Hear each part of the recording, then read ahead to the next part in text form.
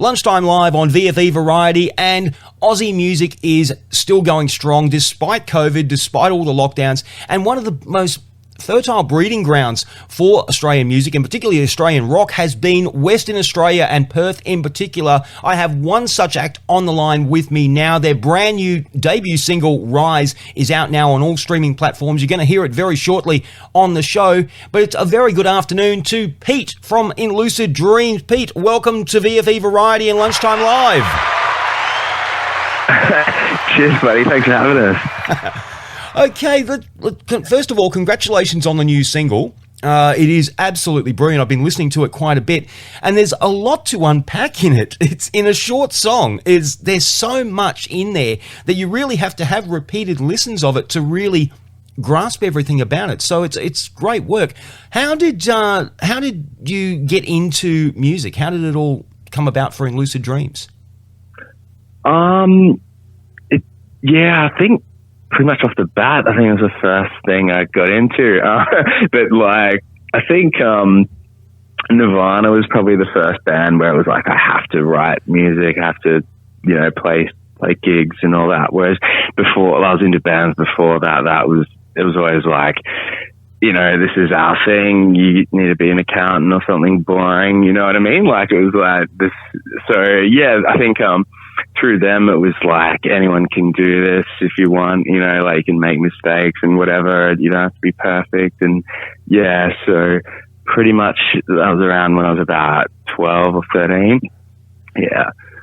And it's great to see, like, there's a whole generation, and Nirvana gets brought up a lot as an influence by a lot of artists coming out of the rock scene nowadays, and it's not hard to hear those influences in the track either. I mean, it's got that very 90s grunge alternative sound to it, and I mean, you've been compared to people like Tool, who I absolutely love and have loved for years, and it's just that unique sound. There's something about 90s rock, particularly that style of 90s rock, that really resonates. And even now, I mean, we're talking, 30 years now since Nevermind, and you go even back further to Bleach for bands like Nirvana, and there's still that feel. How did the song evolved over time? I understand too. It's something that you started working on years ago when you were in Melbourne. Tell us about that. Yeah. So that was back in 2015. I was living in Melbourne, and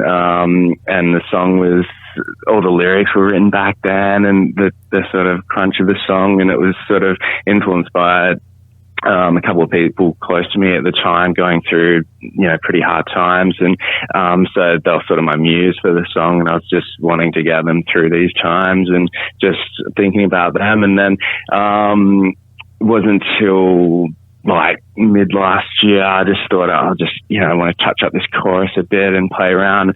But with COVID going on and everything, it was just really inspiring. And it was funny because, the inspiration shifted from my own backyard originally to this global crisis. Is quite interesting, I found, because suddenly, the whole world can't buy toilet paper and is going through this crazy chaos. And I just found it really fascinating that, friends I had in Europe were posting stuff that friends here were posting about, we can't buy toilet paper, we can't, all these things. And I was like, that's amazing. Like, all of a sudden it's like, we're all neighbors and like we're all in this together. And I just found it really, like, obviously it's not the most positive thing, but there was positives to draw from it, and it's like, we're all just, not too dissimilar, especially in these times. Yeah. And it's speaking of COVID as well. I mean, COVID has affected so much in so many industries. I mean, you guys in Western Australia, I get the feeling that I've got a few friends over in Perth as well, both radio people and just other people that I know over there, and they kind of laugh at us over on the eastern seaboard because we've just been going through this lockdown hell for months. Queensland hasn't been so bad, but certainly Sydney and Melbourne. And the big thing is the music industry has been absolutely just shuttered by all of this. Live gigs are pretty much a no-go zone certainly in the eastern seaboard. How has it been affecting the music scene over in Perth? Yeah, we've been really lucky, like, obviously being the most isolated city in the world, it helps. But then it's like Murphy's Law as well. Like, I've booked a few gigs and then all of a sudden we have a snap lockdown, a day before or something. So we've had a bit of bad luck here, but like now and then, but nothing like the East Coast. And definitely heart goes out to them. I think Melbourne's the most lockdown city in the world to date. I found out recently. I was like, wow, that's crazy. And at least the vax numbers are getting up there, and hopefully things will turn around soon enough. But over here, I've been lucky so far, but they say we're going to get hit hard soon, but hopefully not. We'll see. Yeah. Well, I understand you're hoping to get out and to start really organising gigs into the new year, and you've got more music on the way in the works as well. There's another track or something, Chasing Ghosts, that you're working on. Yeah, that's pretty much finished pre-production on that.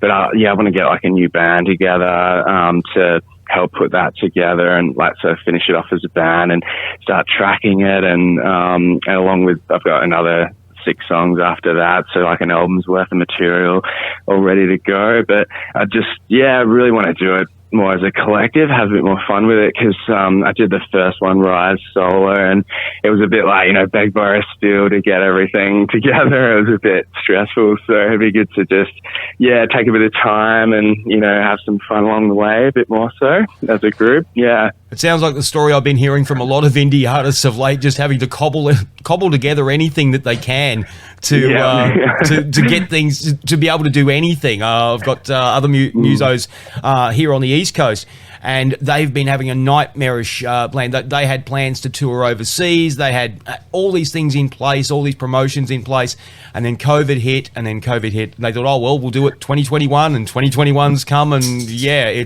I saw a quote the other day that talking about daylight saving, and in fact the reverse of daylight saving, getting the hour back in the UK, which is happening at the moment, and somebody has suggested that getting an hour back in 2021 is like getting a bonus track on a Yoko Ono album.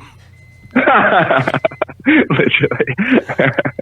Let's hope that 2022 is better. The single Rise is out now. We're going to be playing it for you very soon. Once again, Pete, congratulations on the debut. We look forward to more new music from In Lucid Dreams. We will certainly get behind you here at VFE Variety and the VFE Network, and we'll post on Facebook links to how you can access the track, how you can access their Facebook page. Give them some love. In Lucid Dreams, support Australian music now more than ever, because it really is crucial to help these new up-and-coming artists to get exposure and get out there, and hopefully when gigs and everything can return, when all this kerfuffle with COVID dies down, we can actually get back to enjoying some really great Aussie music. Pete, thank you so much for joining us.